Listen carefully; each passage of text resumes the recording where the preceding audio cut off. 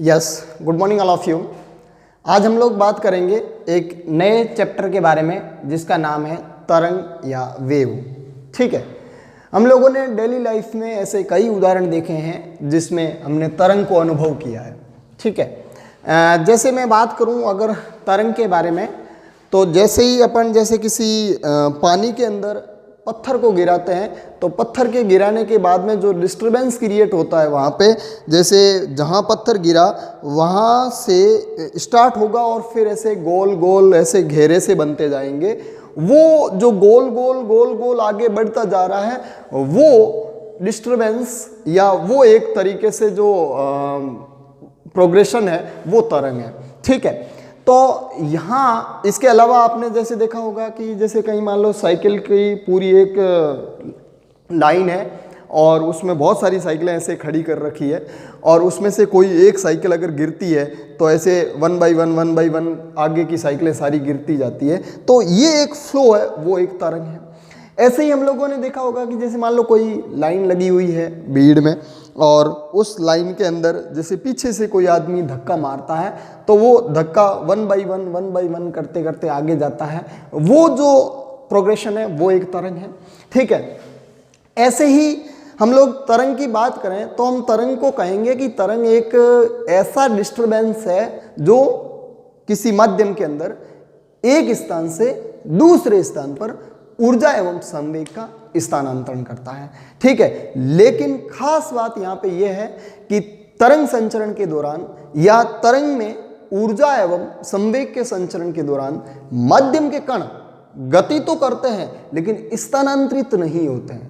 तो वो जो गति होगी वो सिर्फ और सिर्फ अपनी मध्य स्थिति के इर्द गिर्द गति होगी और वो अपनी पोजीशन वहीं रखेंगे, अपनी जगह ही रहेंगे। जैसे अपन इसको समझने के लिए ये देखें कि जैसे लाइन के अंदर कोई आदमी खड़े हैं और पीछे से किसी आदमी ने धक्का मारा तो हम लोग देख रहे हैं कि वो धक्का आगे ट्रांसफर हो रहा है लेकिन आदमी कहीं ट्रांसफर नहीं हो रहे हैं। जैसे मैं यहाँ खड़ा हूँ, मेरे को पीछे से किसी ने धक्का मारा तो मैं यहाँ से डिस्टर्ब हुआ और ऐसे आगे वाले को धक्का दे करके फिर मैं वापस ऐसे पीछे आ गया, यानी मैंने मेरी पोजीशन को विस्थापित नहीं किया लेकिन धक्के को मैंने आगे की तरफ ट्रांसफर कर दिया। तो मैं माध्यम का एक कण हुआ और इस माध्यम के कणों द्वारा एक स्थान से दूसरे स्थान पर एनर्जी का स्थानांतरण हो रहा है, संवेग का स्थानांतरण हो रहा है। तो ये जो तरीका है वो तरंग है। ठीक है, तो तरंग एक विक्षोभ है या डिस्टरबेंस है। ये एक विक्षोभ है, माध्यम के अंदर उत्पन्न एक विक्षोभ है।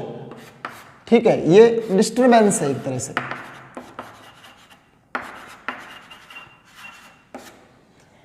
ठीक है, जो माध्यम में ऊर्जा एवं संवेग को स्थानांतरित करता है,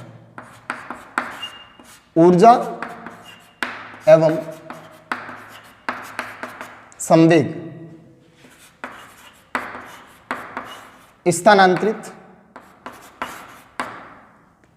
करता है।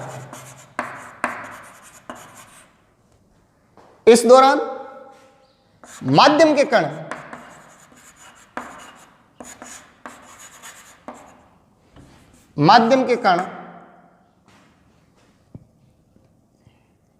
स्थानांतरित नहीं होते हैं।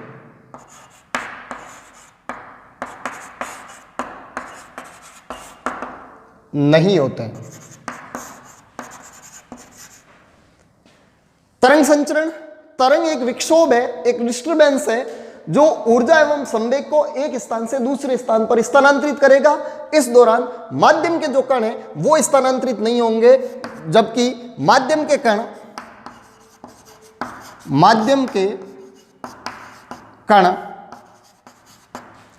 अपनी ही पोजीशन पर, अपनी ही स्थिति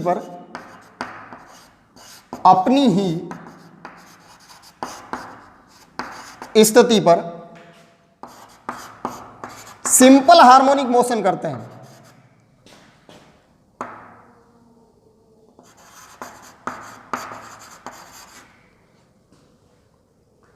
तो इसका मतलब यह हुआ कि तरंग माध्यम के बहुत सारे कणों का वन बाय वन सरलावर्त गतियों का कॉम्बिनेशन है। ठीक है, तो ये माध्यम के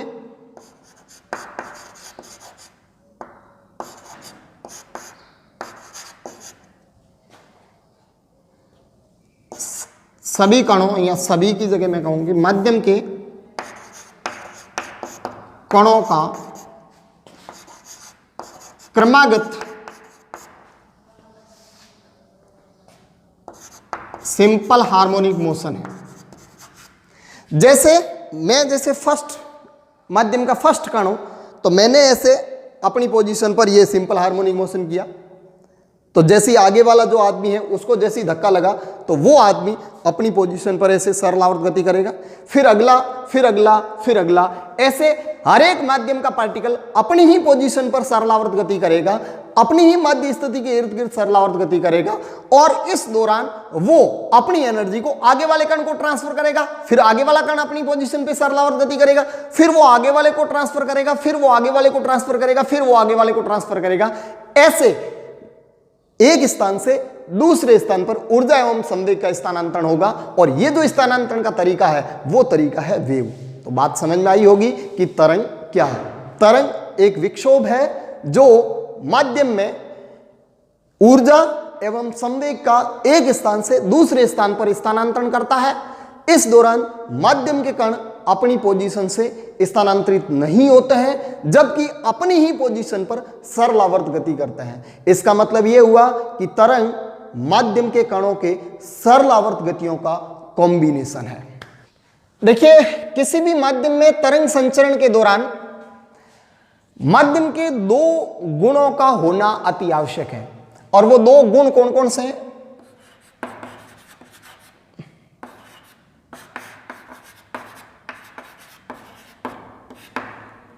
एक, माध्यम की प्रत्यास्थता होनी चाहिए, प्रत्यास्थता, और दूसरा गुण माध्यम के कणों का जड़त्व होना चाहिए। इसका मतलब यह हुआ कि अगर किसी माध्यम में प्रत्यास्थता नहीं है या माध्यम के कणों का जड़त्व नहीं है तो उस माध्यम के अंदर तरंग संचरित नहीं हो पाएगी। जैसे मैं माध्यम का एक कण हूं और मेरे आगे ऐसे और भी माध्यम के कण, मतलब ऐसे लोग खड़े हैं, और मेरे पीछे भी ऐसे लोग खड़े हैं। मेरे को पीछे से किसी ने धक्का दिया और मैं ऐसे झुका, तो मुझे वापस आने की मेरी प्रत्यास्थता होनी चाहिए, क्योंकि अगर मैं झुक करके वापस नहीं आया तो फिर परमानेंटली गिर जाऊंगा, और फिर मैं अपनी पोजीशन पे ऐसे हिलूंगा नहीं, ऐसे सरलावर्त गति नहीं कर पाऊंगा, ऐसे कंपन नहीं कर पाऊंगा। तो मैं जैसे ही झुका तो झुकने के बाद में जो इसको वापस मीन पोजीशन पर लाने का गुण है वो प्रत्यास्थता है। तो मैं वापस ऐसे आया तो ये आया मैं प्रत्यास्थता के कारण, और मैं वापस ऐसे आकर के यहां अगर रुक जाता तो फिर मैं पीछे की तरफ नहीं जाता। तो यहां से यहां आया, ये तो प्रत्यास्थता के कारण आया, लेकिन फिर अब यहां आकर के वापस ऐसे जा रहा हूं, वो मेरे मूवमेंट की वजह से जा रहा हूं, वो मेरे जड़त्व की वजह से जा रहा हूं। कि कोई जड़त्व क्या कहता है, कोई भी पार्टिकल गतिशील है तो वो गतिशील रहना चाहता है, और स्थिर है तो स्थिर रहना चाहता है। तो मैं इधर से वापस ऐसे आया तो मेरे पास गति थी, और उस गति की वजह से मैं पीछे गया, ये मेरा जड़त्व है। ठीक है, तो अगर मैं ऐसे अपनी पोजीशन पर सिंपल हार्मोनिक मोशन करूंगा तो वेव आगे की तरफ ट्रांसफर होगी। तो किसी भी माध्यम में तरंग संचरण के लिए दो गुण, माध्यम के दो गुणों का होना अति आवश्यक है, और वो दो गुण है माध्यम की प्रत्यास्थता और दूसरा गुण है माध्यम का जड़त्व, यानी उसकी इलास्टिसिटी होनी चाहिए और दूसरा उसका इनर्शिया होना चाहिए। यस, तरंग मुख्यतः तीन प्रकार की होती है। पहला यांत्रिक तरंगे, दूसरा विद्युत चुंबकीय तरंगे, और तीसरा द्रव्य तरंगे। यांत्रिक तरंगे वे तरंगे होती है जिनके संचरण के लिए माध्यम नेसेसरी है, माध्यम जरूरी है। माध्यम के बिना यह संचरित नहीं होगी, इसमें माध्यम की आवश्यकता नहीं है। माध्यम की आवश्यकता नहीं है, और ये किसी द्रव्य कण से संबंधित होती है, किसी द्रव्य कण से संबंधित होती है।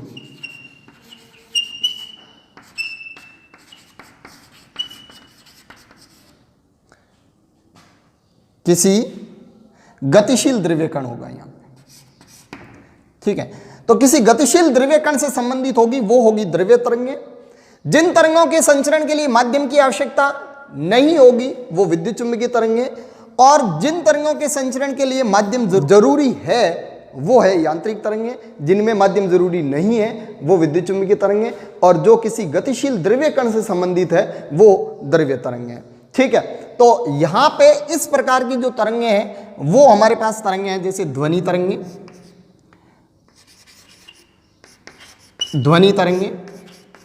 ध्वनि तरंग हम लोग जो बोलते हैं वो हमारे मुंह से दूसरे के कान तक सिर्फ और सिर्फ तभी ट्रांसमिट होगा जब बीच में माध्यम अवेलेबल है। जैसे अभी हम बोल रहे हैं और आप सुन रहे हैं, इसका मतलब अभी हमारे बीच में जो माध्यम है वो वायु के कण है, ठीक है। अगर यहाँ पे निर्वात कर दिया जाए तो मैं जो बोलूं वो तुम्हारे तक नहीं पहुंचेगा, चाहे अपने बीच की दूरी 1 मीटर ही क्यों ना हो। अगर बीच में निर्वात है तो मेरी ध्वनि तुम्हारे कानों तक नहीं पहुंचेगी। तो ध्वनि तरंगों के संचरण के लिए माध्यम जरूरी है, और हमारा वार्तालाप अपन आपस में सुन रहे हैं वो सिर्फ और सिर्फ वायु माध्यम की वजह से सुन रहे हैं। ऐसे ही डोरी में उत्पन्न तरंगे, डोरी में जो तरंगे होती है वो भी यांत्रिक तरंगे। अगर बीच में से कहीं डोरी कट जाए तो उससे आगे तरंग ट्रांसमिट नहीं होगी। अभी जैसे मान लो यहाँ पे डोरी बंधी हुई है और मैं यहाँ से झटका दूं तो डोरी के अंदर वो तरंग पूरी लास्ट सिरे तक जाएगी, और बीच में से अगर डोरी से कहीं से काट दी जाए तो फिर आगे तरंग ट्रांसमिट नहीं होगी। जैसे मान लो एक डोरी को ऐसे ऑरिजेंटल सरफेस के ऊपर रख दिया, ऐसे नीचे पड़ी है और यहाँ से बंधी हुई है, मैं यहाँ से ऐसे ऐसे झटका देके छोड़ूं तो डोरी ऐसे होती हुई आगे वहां तक जाएगी। अगर यहाँ से डोरी कटी हुई है तो मैं ऐसे झटका दूंगा तो वो झटका यहाँ तक ही पहुंचेगा, इससे आगे की डोरी के अंदर कोई किसी प्रकार का डिस्टर्बेंस जनरेट नहीं होगा। तो डोरी में जो तरंग पहुंच रही है वो डोरी के कणों की वजह से पहुंच रही है, वो डोरी के कण माध्यम के कण हुए। इसी प्रकार भूकंप तरंगे, जल तरंगे, जल की सतह पर और जल के अंदर जो तरंगे उत्पन्न होती है वो भी यांत्रिक तरंगे। जल तरंगे, भूकंप तरंगे,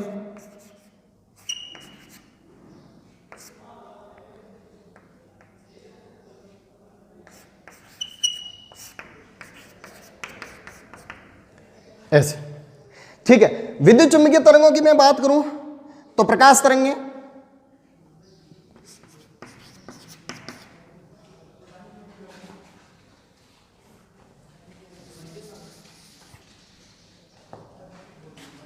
प्रकाश तरंगे,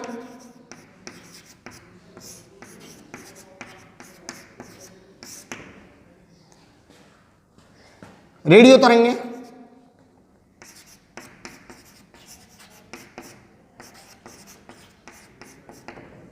प्रकाश तरंगे। प्रकाश से सूर्य से पृथ्वी पर आने वाला प्रकाश जो प्रकाश तरंगों के माध्यम से आ रहा है वो तरंगे विद्युत चुम्बकीय तरंगे हैं, और इनके संचरण के लिए माध्यम की आवश्यकता नहीं होती। जैसे सूर्य से लेकर के पृथ्वी तक वायुमंडल तो कुछ सीमा तक है, उससे ऊपर कोई किसी प्रकार का मीडियम नहीं है, लेकिन फिर भी वहां प्रकाश ट्रांसमिट हो रहा है। इसका मतलब इन तरंगों के संचरण के लिए माध्यम की बिल्कुल भी आवश्यकता नहीं होती है, ये विद्युत चुम्बकीय तरंगे कहलाती है। ऐसे रेडियो तरंगे जैसे मोबाइल कम्युनिकेशन में, टीवी कम्युनिकेशन में बड़े एक दूर दूर तक सैटेलाइट होते हैं, वो सैटेलाइट इन तरंगों का संचरण करते हैं और हमारे मोबाइल और टीवी के साथ कम्युनिकेट होते हैं। हमारा पूरी संचार प्रणाली इस पर डिपेंडेंट है, तो ये तरंगे भी बिना माध्यम के ट्रांसमिट हो सकती है। ऐसे ही सूक्ष्म तरंगे हैं, अवरक्त तरंगे हैं, पराबैंगनी तरंगे हैं, ये सारी की सारी तरंगे जिनके संचरण के लिए माध्यम की आवश्यकता नहीं होती है, ठीक है। और इसमें जो तरंग है वो है डी ब्रॉगली तरंग। डी ब्रॉगली तरंगे, डी ब्रॉगली तरंगे। डी ब्रॉगली एक वैज्ञानिक का नाम है और इस वैज्ञानिक ने किसी गतिशील द्रव्य कण से संबंधित तरंग की परिकल्पना दी थी, इसलिए इसको डी ब्रॉगली तरंगे कहा जाता है। कि कोई भी, इसने डी ब्रॉगली ने कहा था कि कोई भी गतिशील कण है उसके साथ एक तरंग जुड़ी हुई होती है जिसे डी ब्रॉगली तरंग कहा जाता है या द्रव्य तरंग कहा जाता है। कोई भी पर्टिकुलर गतिशील कण है तो उसकी जो तरंग है उसकी तरंग दैर्घ्य अपन लिख सकते हैं कि जो लैम्डा इक्वल टू होती है h/mv। ये हम लोग वहां पढ़ेंगे जब द्रव्य तरंगे पढ़ेंगे उस समय। लेकिन ये m द्रव्यमान का पार्टिकल अगर v वेलोसिटी से अगर गतिशील हो तो इससे जुड़ी तरंग का जो तरंग दैर्ध्य होता है वो h/mv, जहाँ h प्लैंक नियतांक है, m उसका द्रव्यमान है कण का और v उसकी चाल है। तो ये द्रव्य तरंग के बारे में बात हुई कि एक प्रकार की जो तरंग होती है वो द्रव्य तरंगें होती है जो गतिशील द्रव्य कण से संबंधित होती है। दूसरी प्रकार की जो तरंग होती है वो विद्युत चुंबकीय तरंग होती है जिनके संचरण के लिए माध्यम की आवश्यकता नहीं होती है, जैसे प्रकाश तरंगें हैं, रेडियो तरंगें हैं या विद्युत चुंबकीय कोई भी जैसे सूक्ष्म तरंगें हैं या और भी परामैग्निक तरंगें हैं, इनके लिए माध्यम की आवश्यकता नहीं होती है। और जो पहली जो तरंग है यह है यांत्रिक तरंगें जिनके संचरण के लिए माध्यम नेसेसरी होता है, जैसे ध्वनि तरंगें। ध्वनि का संचरण एक स्थान से दूसरे स्थान पर बिना मीडियम के नहीं हो सकता। डोरी में उत्पन्न तरंगें, ऐसे स्प्रिंग तरंगें, स्प्रिंग भी डोरी जैसी होती है, ठीक है। ऐसे ही किसी जल की सतह पर या जल के अंदर तक संचरित होने वाली तरंगें, भूकंप तरंगें। भूकंप भी मीडियम की माध्यम के कणों की उपस्थिति में या माध्यम, जैसे मान लो एक बिल्डिंग जैसे यहाँ कंपित होकर के गिर गई तो इससे सटी हुई दूसरी बिल्डिंगें भी डैमेज हो सकती है। यस, माध्यम के कणों के कंपन के आधार पर तरंगें फिर से दो प्रकार की होती है। एक होती है अनुप्रस्थ तरंगें और दूसरी होती है अनुदैर्ध्य तरंगें, that is transverse wave and second one longitudinal wave, ठीक है। तो अनुप्रस्थ तरंगें वे तरंगें होती हैं जिसमें तरंग संचरण के लंबवत डायरेक्शन में माध्यम के कण कंपन करते हैं। जैसे एक डोरी में, एक डोरी ऐसे डोरी है और मैंने मीडियम के पार्टिकल्स को ऐसे कंपन करवाया तो डोरी के अंदर ऐसे तरंग आगे फॉरवर्ड होगी, यानी तरंग संचरण की डायरेक्शन ये है और माध्यम के कणों का कंपन ये है। तो जब माध्यम के कणों के कंपन तरंग संचरण की दिशा के लंबवत हो तो ये वाली तरंग अनुप्रस्थ तरंग कहलाएगी। और दूसरी अनुदैर्ध्य तरंग, जब माध्यम के कणों के कंपन तरंग संचरण की दिशा के अनुदिश हो, जैसे ध्वनि तरंगें। ध्वनि तरंगें जैसे मेरे से तुम्हारे तक पहुंच रही है तो मैं जैसे ही बोला तो यहां के वायु के कण ऐसे दबे तो यहां संपीड़ित हुए, और यहां संपीड़ित हुए तो यहां से वायु के कण इधर गए तो यहां विरलन उत्पन्न हुआ।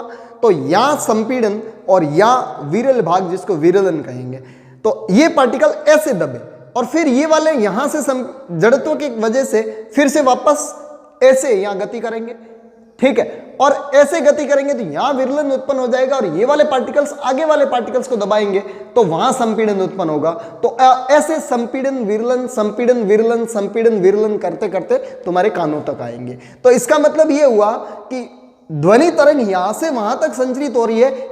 इस दौरान वायु के कण मेरे मुंह से तुम्हारे कानों के बीच में, यानी स्रोत से श्रोता के बीच में जो माध्यम के कण है वो ऐसे कंपन कर रहे हैं, ऐसे ऐसे, यानी यहां से इस डायरेक्शन में कंपन कर रहा है और ध्वनि भी इस डायरेक्शन में ट्रांसमिट हो रही है। तो इसका मतलब यह हुआ कि जब माध्यम के कण तरंग संचरण की दिशा के अनुदिश कंपन करते हैं तो वो वाली तरंगें अनुदैर्ध्य तरंगें होती है। और अगर कोई तरंग ऐसे जा रही है और मीडियम के कण ऐसे कंपन कर रहे हैं तो वो वाली तरंग होती है अनुप्रस्थ तरंग, ठीक है। तो अनुप्रस्थ तरंग में कणों का कंपन संचरण दिशा के लंबवत, कणों का कंपन संचरण दिशा के लंबवत होता है और इसमें माध्यम के कणों का कंपन, कणों का कंपन तरंग संचरण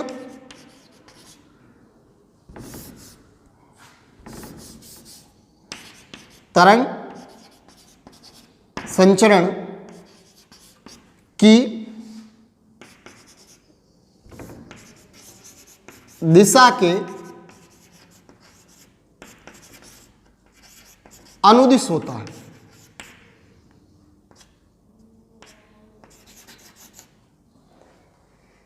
यानी ये वाली तरंग ऐसे जा रही है तो कणों के कंपन ऐसे होते हुए आगे जाएंगे और ये वाली तरंग अगर ऐसे जा रही है तो कणों के कंपन ऐसे होते हुए आगे जाएंगे। इसका मतलब इस वाली तरंग में जैसे ये कोई तरंग है, ये कोई डोरी है और इसमें माध्यम के कण अपनी मीन पोजीशन के इर्द गिर्द ऐसे कंपन करेंगे तो ये वाली तरंग कुछ ऐसे फॉरवर्ड होगी आगे की तरफ, और इसमें ये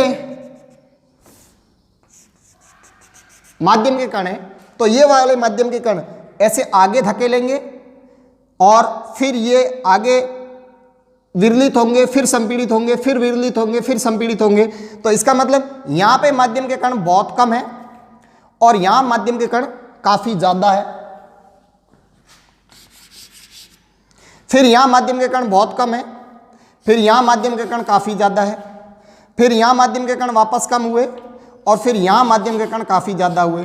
तो इसका मतलब यह हुआ कि ये वाली तरंग संपीड़न, कंप्रेशन, रेयरफैक्शन,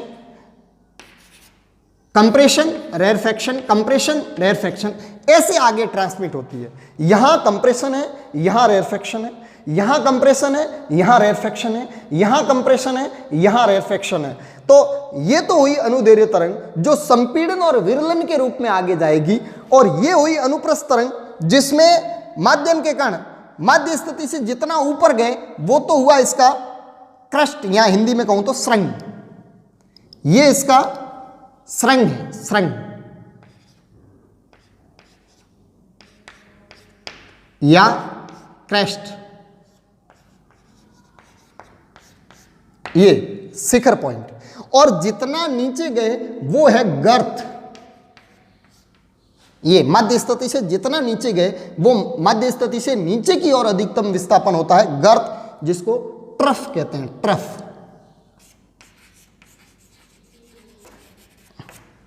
ठीक है, तो ये वाली तरंग अनुप्रस्थ तरंग श्रृंग और गर्तों के रूप में आगे जाती है, यानी श्रृंगों और गर्तों के रूप में आगे जाती है, और ये वाली तरंग संपीड़न और विरलन के रूप में आगे जाती है। तो ये बात हुई अनुदैर्घ्य तरंग की और ये बात हुई अनुप्रस्थ तरंग की।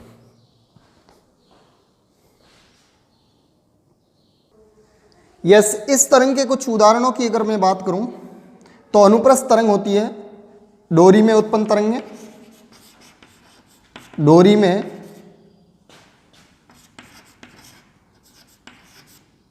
उत्पन्न तरंगें। डोरी में सिर्फ अनुप्रस्थ तरंगें उत्पन्न होगी, जबकि स्प्रिंग में अनुप्रस्थ और अनुदैर्घ्य दोनों उत्पन्न हो सकती है। तो स्प्रिंग की मैं यहां पे बात नहीं कर रहा। इसके अलावा विद्युत चुंबकीय तरंगें, विद्युत चुंबकीय तरंग हमेशा अनुप्रस्थ ही होती है। इसके अलावा जल की सतह पर उत्पन्न तरंगें, जल की सतह पर उत्पन्न तरंगें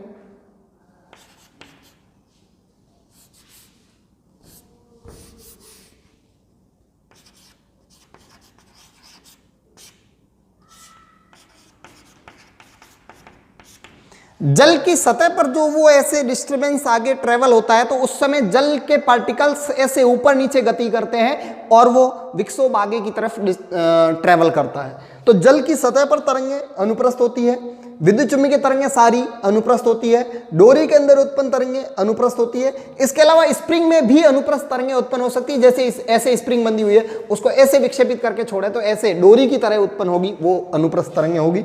जबकि उसी स्प्रिंग को अगर ऐसे धकेल करके छोड़ा जाए तो वो जो तरंगें उत्पन्न होगी वो अनुदैर्घ्य होगी। ठीक है, इसके अलावा अगर मैं इसमें बात करूं तो इसमें अनुदैर्घ्य तरंगें ध्वनि तरंगें, ध्वनि तरंगें, ऐसे ही जल की गहराई में उत्पन्न तरंगें, जल की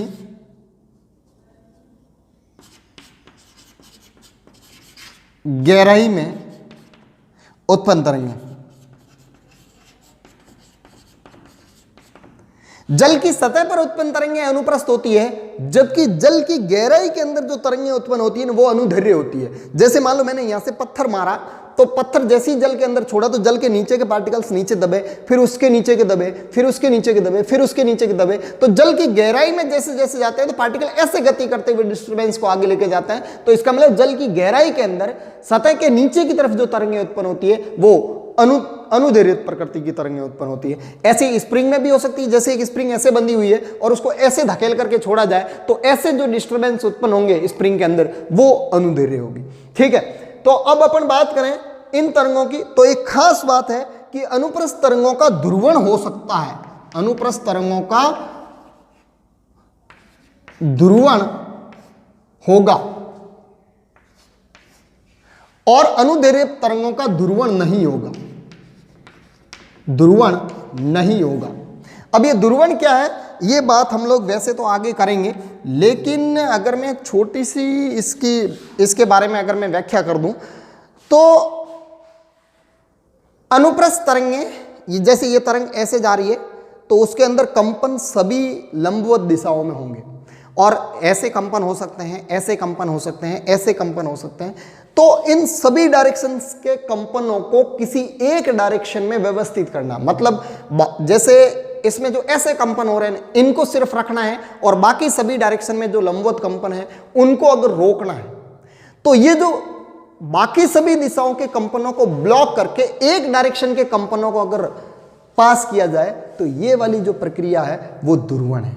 तो ये ध्रुवण सिर्फ इन तरंगों में भी हो सकता है। क्यों? क्योंकि अगर ऐसे कंपन और ऐसे कंपनों में से सारे दिशाओं के कंपन रोक करके सिर्फ ये वाले कंपन पास किए तो इधर वाली जो तरंग होगी वो ध्रुवित तरंग होगी और जिसमें सभी दिशाओं में कंपन अवेलेबल है वो अध्रुवित तरंग होगी। लेकिन अनुदैर्घ्य तरंगों में सारे कंपन एक ही डायरेक्शन में ऐसे और सारे कंपन एक ही डायरेक्शन में, तो अगर उनको रोकेंगे तो सिर्फ किसको रोकेंगे? दिशा ही एक है और दिशा ही एक है तो वो रुकेंगे नहीं। अगर पास करने हैं तो फिर वो सारे पास होंगे और रोकने हैं तो सारे रुकेंगे। तो इसका मतलब इसमें किसी कंपन को रोक करके आधे कंपनों को पास कर दे ऐसी फैसिलिटी नहीं है। तो इन तरंगों का ध्रुवण नहीं होगा और इन तरंगों का ध्रुवण हो सकता है जिनमें सभी बाकी दिशाओं के कंपनों को रोक करके किसी पर्टिकुलर एक डायरेक्शन के कंपनों को पास किया जाए तो वो जो प्रक्रिया है वो प्रक्रिया कहलाती है ध्रुवण। तो ध्रुवण सिर्फ अनुप्रस्थ तरंगों का होता है और अनुदैर्घ्य तरंगों का नहीं होता है। ऊर्जा संचरण के आधार पर तरंगें दो प्रकार की होती है। ठीक है, एक होती है प्रगामी तरंगें और दूसरी होती है अप्रगामी तरंगें। प्रगामी तरंगें ऊर्जा का स्थानांतरण करेगी, ऊर्जा का स्थानांतरण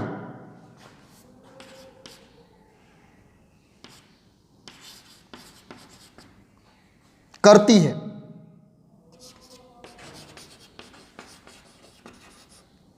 और अप्रगामी तरंगें ऊर्जा का स्थानांतरण नहीं करती है। ऊर्जा स्थानांतरित नहीं होती है।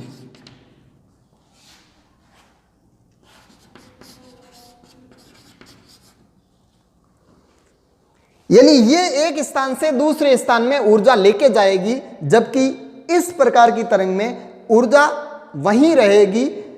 कुछ पर्टिकुलर स्थानों पर ऊर्जा स्टोर्ड रहेगी लेकिन ऊर्जा का ऐसे फ्लो नहीं होगा। इसमें ऊर्जा का फ्लो होता है और इसमें ऊर्जा का फ्लो नहीं होता। एनर्जी तो होती है इन तरंगों में लेकिन एनर्जी बाउंडेड होती है, किसी पर्टिकुलर स्थान पर ही रहती है एनर्जी, जबकि इसमें एनर्जी का कंटिन्यू फ्लो होता है एक स्थान से दूसरे स्थान पर, जबकि इसमें फ्लो नहीं होता है। जैसे हम लोग बात करें प्रकाश तरंगें, सूर्य से लेकर के पृथ्वी तक ऊर्जा का फ्लो करती है, तो इसमें प्रकाश तरंगें,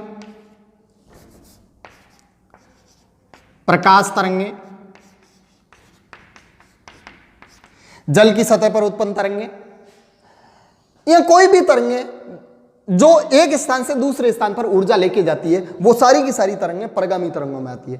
अप्रगामी तरंगों की मैं बात करूं तो बंधी हुई डोरी में उत्पन्न तरंगें, बंधी हुई डोरी में उत्पन्न तरंगें,